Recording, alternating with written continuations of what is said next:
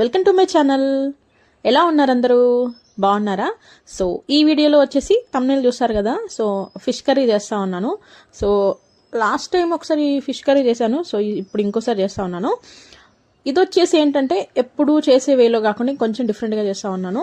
So ఏంటనేది ఇక్కడ చెప్తా ఉన్నాను వినండి. అంటే స్టార్టింగ్ వీడియో తీయలేదు, ఎందుకంటే కర్రీ బాగా వస్తేనే మీకు చెప్దాంలే అనుకున్నాను. సో ఫస్ట్ అయితే మనం అంటే మామూలుగా కొంతమంది ఫిష్కి అంతా ఒకటేసారి పట్టిస్తారు కదంటే, లైక్ ఉప్పు, పసుపు, కారం, కొంచెం ధనియాల పొడి, గరం మసాలా, ఫిష్ మసాలా ఏమైనా ఉంటే, అల్లం వెల్లుల్లి పేస్ట్, సో ఇవన్నీ కూడా పట్టించేస్తారు కదా. బట్ నేనైతే అలా ఎప్పుడు పట్టించను. ఒకసారి పట్టిస్తే ఎందుకు అది ఫ్లాప్ అయింది. సో ఇప్పుడైతే ఏం చేసింటే జస్ట్ ఆయిల్ వేసేసి ఒక మిక్సీ పట్టేసాను. దాంట్లో వెల్లుల్లి, అల్లం ఏం వేయలేదు, వెల్లుల్లి అండ్ ఆనియన్స్, అంటే మనకు మంచిగా గుజ్జుగా రావాలి కదా కర్రీ, సో దానికోసమని థిక్ గ్రేవీ ఉండాలి కదా అందుకు. సో వెల్లుల్లి అండ్ కొన్ని ధనియాలు వేద్దాం అనుకున్నాను, బట్ ఇవన్నీ కొంచెం లిక్విడ్ కంటెంట్ అయిపోతాయి కదా, లైక్ ఆనియన్ నుంచి వాటర్ అలా వచ్చేస్తాయి కాబట్టి. సో నేనైతే ఏమేమి వేసానంటే వెల్లుల్లి అండ్ ఆనియన్స్ అండ్ కొన్ని లవంగాలు, మిరియాలు, అంతే నేను వేసింది. అవన్నీ మిక్సీ పట్టేసి ఆయిల్ వేసేసి జీలకర్ర వేసేసి అవన్నీ వేసేసాను. సో మనకు కొంచెం థిక్ పేస్ట్ లాగా అవుతుంది. సో దాంట్లోని కారం పొడి, పసుపు, ఉప్పు కూడా వేసేసి బాగా ఉడికినాక దాంట్లోకి కొంచెం మనం ఆల్రెడీ ముందే నానబెట్టుకున్న మనకి చింతపండు ఉంటుంది కదా, సో చింతపండు జ్యూస్ అంతా ఎక్స్ట్రాక్ట్ చేసేసి దాంట్లోకి వేసేసాను. సో అది మంచిగా మరిగినాక కొన్ని నీళ్ళు ఎంత కావాలో అన్ని వేసేసుకున్నాను. సో ఇప్పుడు ఫిష్ ముక్కలన్నీ కూడా యాక్చువల్లీ మా హస్బెండ్, నేను నెక్స్ట్ డే ఇది యాక్చువల్లీ చూసి అర్థమైపోతుంది కదా వీడియో, నైట్ షూట్ చేస్తా ఉన్నాను. సో నైట్ చేస్తా ఉంటే మా హస్బెండ్ నేను ఒక 5 to 6 పీసెస్ పక్కన పెట్టు, నేను నెక్స్ట్ డే మార్నింగ్ నేను ఫ్రై చేస్తాను బాగుంటుంది అనేసరికి సర్లే అని నేను ఎక్కువ పెడదామా వద్దని ఆలోచిస్తా ఉన్నాను. ఎందుకంటే మళ్ళీ అదిగిన ఫ్లాప్ అయితే వేస్ట్ అయిపోతాయి కదా, ఇది కర్రీలో ఉంటేనే తినేస్తాంలే అన్నట్టుగా అనిపించింది. బట్ ఓకేలే ఇంకా పెట్టమన్నాలే అన్నట్టుగా పక్కకి నేను ఇంకా ఒక 5 పీసెస్ అలా పక్కన పెట్టేస్తున్నాను అంతే.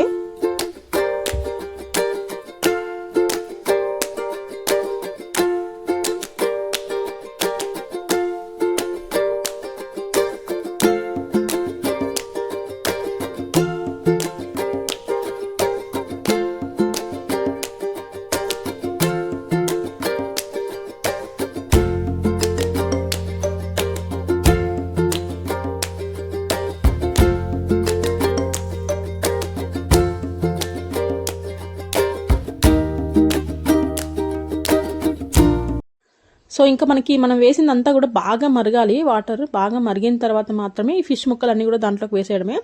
తెలిసిందే కదా ఫిష్ కర్రీ చాలా ఫాస్ట్గా అయిపోతుంది, ఒక 10 minutes కూడా పట్టదు నిజం చెప్పాలంటే. సో త్వరగా అయిపోతుంది కాబట్టి మనం ఇన్స్టంట్గా చేసేసుకోవచ్చు, చాలా చాలా బాగుంటుంది. బట్ మేమేమంటే కర్రీ ఇప్పుడు నైట్ చేస్తా ఉన్నాం కదా, సో నైట్ అంతా పక్కన పెట్టేసి సో కొంచెం కూల్ అయినాక ఫ్రిడ్జ్లో పెట్టేసి నెక్స్ట్ డే మార్నింగ్ తింటే టేస్ట్ నిజంగా ఎంత బాగుంటుందో. ఆల్మోస్ట్ ఇది అందరికి తెలిసిందే, ఎప్పుడైనా ఫిష్ కర్రీ అప్పుడప్పుడు చేసి తినేదానికంటే కొంచెం గ్యాప్ ఇచ్చి తింటే భలే ఉంటుంది టేస్ట్. అండ్ ఇలాగూ చింతపండు వేసాం కాబట్టి అసలు ఇంకా చెడిపోదు, చాలా చాలా బాగుంటుంది. ఆ చింతపండు నుంచి మనకి పుల్లటి మంచి టేస్ట్ వస్తుంది కదా, సో అదంతా కూడా అండ్ మనం వేసిన ఏదైనా కూడా కర్రీలో అవన్నీ కూడా మన ముక్కలకి అన్నీ కూడా బాగా పట్టేసి టేస్ట్ అయితే భలే ఉంటుంది. సో ఇక్కడ అన్ని ముక్కలు వేసేసాను అండ్ ఇప్పుడే వేసాను కాబట్టి కొంచెం మనం వేసిన దాన్నంతా కూడా కొంచెం ఆ ముక్కలకి అన్నిటికి ఇట్లా పట్టించేస్తా ఉన్నాను.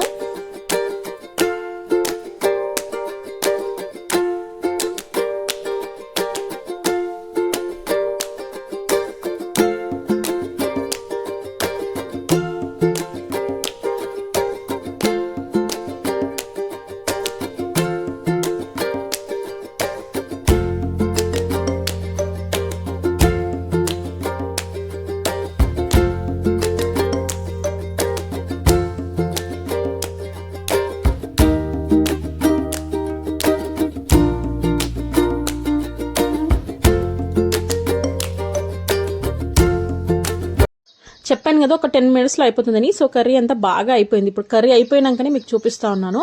సో మూత పెట్టేసి మనం బాగా అంటే ఎక్కువసేపు ఉడికించాల్సిన అవసరం లేదు, ఒక 5 to 8 minutesలో అయిపోతుంది. రిమైనింగ్ ప్రాసెస్ అంతా ఒక 2 to 3 minutes, మొత్తం కలిపి 10 minutesలో అయిపోతుంది. చాలా సింపుల్గా అయిపోతుంది. బట్ దీన్ని మనం నెక్స్ట్ డే తింటే ఇంకా ఇంకా బాగుంటుంది కదా. సో కర్రీ అయిపోయింది. సో కొంచెం కూల్ అవనిచ్చి సో నైట్ మేము చేసింది 9-9:30 అలా అయింది చేసేసరికి.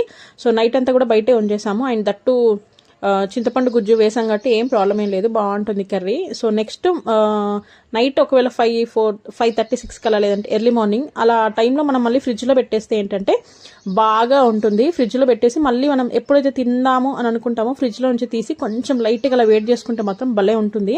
సో ఇప్పుడు పీసెస్ చూస్తే కొంచెం అన్నీ పట్టేసినట్టుగా అనిపించట్లేదు. అదే మనం కొంచెంసేపు ఆగి తింటే మన టేస్ట్ అంతా కూడా భలే ఉంటుంది. సో ఇది నెక్స్ట్ డే మార్నింగ్. సో చూడండి అప్పుడే కొంచెం తగ్గినట్టుగా అనిపిస్తుంది కదా, ఎందుకంటే మనం వేసిన పీసెస్ అన్నీ కూడా మంచిగా పీల్ చేసుకొని భలే ఉంటుంది కర్రీ. నిజంగా చాలా బాగా వచ్చింది ఈసారి. ఓవర్ మనకి కారం కానీ మసాలాలు ఏమి వేయకుండా పిల్లలు కూడా ఈజీగా తినేటట్టుగా, మెయిన్గా మనం పిల్లలు కూడా తింటేనే కదా మనకి కూడా బాగుండేది. సో చూడండి ఇప్పుడు మనకి పీసెస్ కన్నీ పట్టినాక చూడండి అప్పుడు ఎంత బాగా కనిపిస్తుందో. సో టేస్ట్ అయితే నిజంగా చాలా బాగా. మేమైతే రైస్తో తినేసాము మార్నింగే, ఆఫ్టర్నూన్ కూడా ఇదే, ఇంకా 2 పూట్లకు బాగా సరిపోతుంది. ఇది ఉండేది ముగ్గురమే కదా, సో అలా చాలా చాలా బాగా వచ్చింది. రైస్తో అయితేనే బాగుంటుందని నేను ఫీల్ అవుతాను, వేరే దాంతో ఏమో అంత సెట్ అవుతుందో లేదా అని. సో చెప్పాను కదా నెక్స్ట్ డే మార్నింగ్ మా హస్బెండ్ చేస్తున్నాడు అని చెప్పేసి. సో ఇక్కడ ఆ 5 పీసెస్ని తీసుకొని వాటన్నిటికి కూడా కొంచెం ఆయిల్ అండ్ కారం, పసుపు అండ్ లైట్గా సాల్ట్ అండ్ లైట్గా ధనియా పొడి అంతే. ఇంకా అన్నిటి బాగా పట్టించేసిన తర్వాత, యాక్చువల్లీ టైం లేదు, ముందే పట్టించేసి కొంచెం ఫ్రిడ్జ్లో పెట్టుంటే బాగుండేది. బట్ ఇంక ఇది మార్నింగ్ త్వరగా ఆఫీస్కి వెళ్ళాలి కదా, ఇంకా చేస్తా అన్నాడని చెప్పేసి నేనే చేస్తానన్నాడు. సో ఫస్ట్ అయితే కొంచెం అడుగు మందంగా ఉండే అయితే నాన్ స్టిక్కే, ఇంకా తప్పదు ఇలాంటి టైంలో. కొంచెం ఆయిల్ వేసేసి ఇంకా పక్కన ఫిష్ అనేది వేడి చేస్తా ఉన్నాను నెక్స్ట్ డే మార్నింగ్ అని చెప్పాను కదా. సో మార్నింగే వేడి చేస్తే ఏంటంటే అంతసేపు మనం ఫ్రిడ్జ్లో పెట్టుంటాం కదా, సో కొంతసేపు కూల్ నార్మల్ మనకి రూమ్ టెంపరేచర్కి వచ్చిన తర్వాత మనం వేడి చేసుకుంటే చాలా బాగుంటుంది. సో మంచి వేడివేడి అన్నంలో వేడివేడి ఫిష్ పులుసు భలే ఉంటుంది అసలు టేస్ట్ నిజంగా. సో ఇప్పుడు కొంచెం ఆయిల్ హీట్ అయిన తర్వాత దీంట్లో ఇంకా మనం డైరెక్ట్గా పీసెస్ వేసుకోవడమే. చెప్పాను కదా కొంచెం టైం ఉండుంటే వీటిని కొంచెం మ్యారినేషన్కి టైం ఇచ్చుంటే ఇంకా బాగుండేది. బట్ ఇంకా త్వరగా వెళ్ళాలనేసరికి అన్నీ వేసేసి ఇంకా లైట్గా ఫ్రై చేయడమే.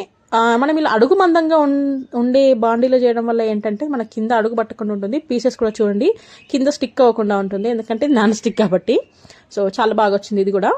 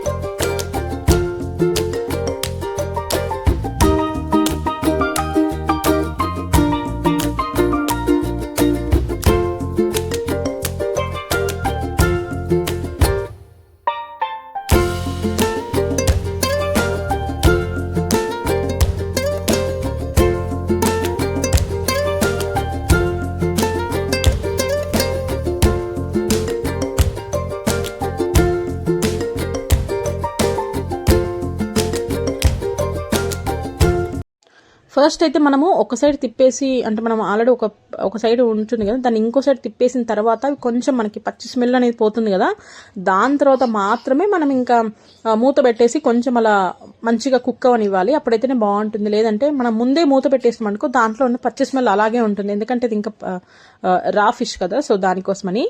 సో అలా మూత పెట్టేసినామంటే దాని తర్వాత అంటే కొంతసేపు 2 sides తిప్పిన తర్వాత మాత్రమే మూత పెట్టాలి, అప్పుడే లోపల కూడా మంచిగా కుక్ అవుతుంది. ఒక్క 2 to 3 minutes సరిపోతుంది, బాగా కుక్ అవుతుంది. సో చూడండి మనకు అప్పుడే అర్థమైపోతుంది కదా. సో చాలా చాలా చాలా బాగుంది. ఇక్కడ మా హస్బెండ్కి ఇంకో సైడ్ తిప్పేసి ఇంకోసారి అని చెప్తా ఉన్నాను. ఒక సైడ్ మనకి బాగా ఫ్రై అయితే సరిపోతుంది. నాకైతే ఇది బెస్ట్ అనిపిస్తుంది, ఎందుకంటే ఇది షాలో ఫ్రై, మనం ఏం ఫుల్ డీప్ ఫ్రై చేయట్లేదు కదా. అదే మనం ఫిష్ కబాబ్ అనుకోండి ఖచ్చితంగా డీప్ ఫ్రై చేయాల్సిందే. సో అంత డీప్ ఫ్రై ఆయిల్ ఎందుకులే ఇంత ఎర్లీ మార్నింగే అన్నట్టుగా నేను ఇలా చేయిస్తా ఉన్నాను. చాలా బాగుంది నిజంగా. సో మనం ఇలా మనకు అప్పుడే తెలుస్తుంది, మనకి ఫిష్ తీసుకున్నప్పుడే మనం ఫ్రై చేసుకోవడానికి ఎలాంటి ముక్కలు, కబాబ్కి ఎలాంటి ముక్కలు అన్నట్టుగా. సో చాలా చాలా బాగుండింది. సో ఇదైతే అయిపోయింది, ఇంక ఇప్పుడు తినే టైము. సో చూడండి ఎంత కలర్ఫుల్గా ఉంది కదా, అసలు మంచి రెడ్డిష్గా ఉంది, చాలా చాలా బాగుంది. సో ఫిష్లో కూడా కొన్ని పీసెస్ ముళ్ళు లేని ఉంటాయి కదా, సో అలాంటివి అయితే పిల్లలకి చాలా బెటరు. ఫిష్ చాలా హెల్దీ, కాకపోతే పిల్లలకు తినిపించాలంటే ఎక్కడో కొంచెం భయంగా ఉంటుంది కదా, అంటే ముళ్ళులు ఎక్కడన్నా నోట్లో ఇరుక్కుపోతాయేమని భయంగా ఉంటుంది కదా. సో కొంచెం చూసి చూసి పెట్టాలి. అదే మనకి ఫిష్ తినేటప్పుడు చాలా టైం టేకింగ్ ఉంటుంది. మనం తినాలన్నా మెయిన్గా పిల్లలకైతే ఇంకా భయంగా ఉంటుంది కదా. సో అలా తినేసాము. చాలా చాలా బాగా వచ్చింది కర్రీ. సో ఇంతేనండి video. Thank you for watching. మీరు నా ఛానల్ని ఫస్ట్ టైం చూస్తుంటే సబ్స్క్రైబ్ చేసుకోండి, అండ్ పక్కనే బెల్ ఐకాన్ ఉంటుంది, సో దాన్ని కూడా ప్రెస్ చేయండి.